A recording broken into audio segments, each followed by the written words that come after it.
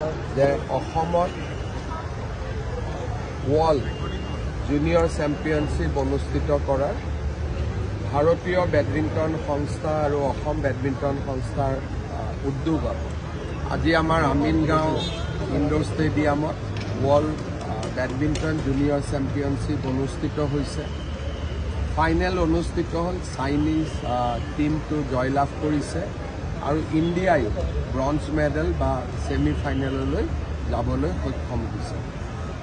অসমৰ কাৰণে এইটো এটা বিৰাট সৌভাগ্যৰ কথা যে পৃথিৱীৰ সকলো দেশেই আমিনগাঁৱলৈ আহিছে।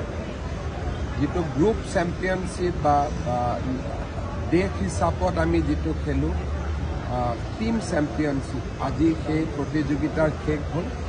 নেক্সট ইণ্ডিভিজুৱেল চেম্পিয়নশ্বিপৰ কাৰণে খেলা হৈ থাকিব।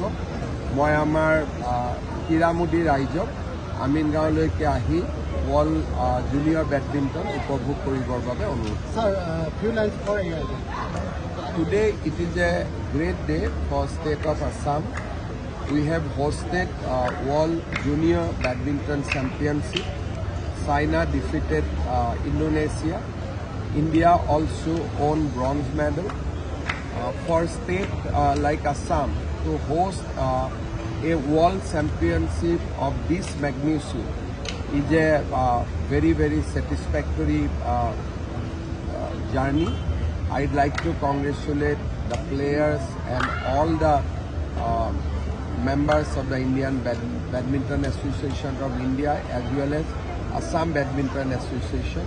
We are also thankful to BWF for allowing to host us such an important event in Guwahati.